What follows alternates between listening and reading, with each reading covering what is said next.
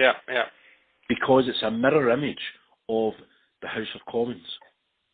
And you said this will be led by Tracy Crouch, basically. I would imagine so. She doesn't need to do it. I would imagine Tracy Crouch has took quite a public stance on this. So I imagine that she will be one of the 9 members of the Tory party who will be on that committee. And you said it's the 17 members is the same for both Commons and Lords, or different? Yes, Are they different? Yes. No, it's just the same. Okay. So there will be some representatives from the Commons and some from the Lords with those 17 members? No. The 17 members will be made up exclusively of, in the House of Commons, it will be made exclusively of Members of Parliament. Yeah. And in the House of Lords, it will be made up exclusively of Lords. Okay, all right. So it's not the same, not the same committee. No, it's not the same committee because it's got to go through both houses.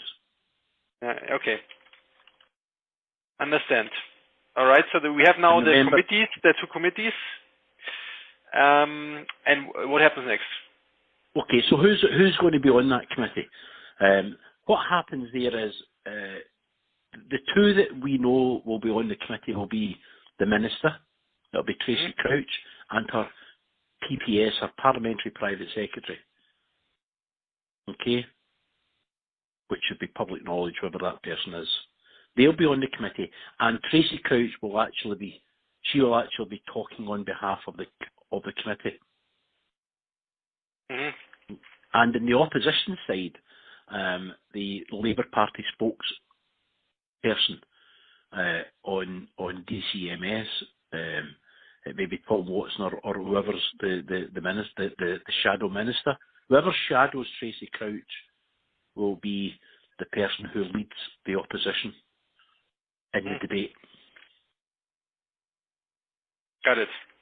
Okay. Now, just to make it even more complicated, there is a committee of selection which sits every week, made up of business managers from the government and the opposition. That's what I used to do when I was a government business manager.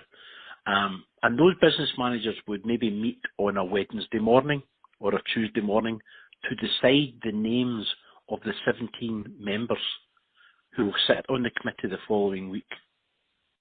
Okay.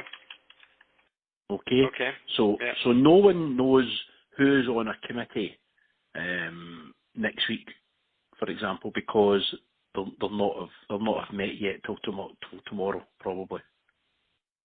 But then you said that Tracy Crouch will be on that committee, so yes, you can influence. We know that she will be on it because she will be leading. She will be speaking on behalf of the government.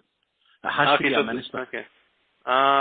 So, but the others we don't know. Is it random selection or? Well, it's not random, Stefan. Just let me put you in a mindset.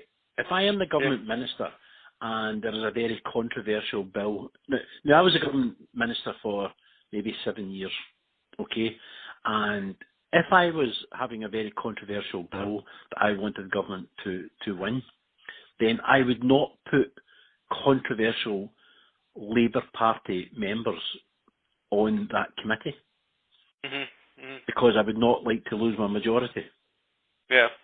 So I'll give you an example. Jeremy Corbyn was very rarely on one of my committees because Jeremy liked to rebel against the government. Yeah. And so the last thing I needed was to actually lose a delegated legislation committee. So this committee is put together by members of the government.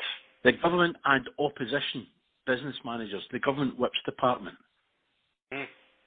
So what they do is they will sit down, a chair will say, government, can you give me 9 names for this committee? And the government business manager will give 9 names. And he or she would then say, opposition, would you give me 8 names for the committee? And they would give the 8 names. And that's literally how a committee is formed. Understand. Right? Okay. Yeah. Okay. And it can only be backbenchers. There can be no government ministers on the committee apart from the one who leads the committee. Backbench.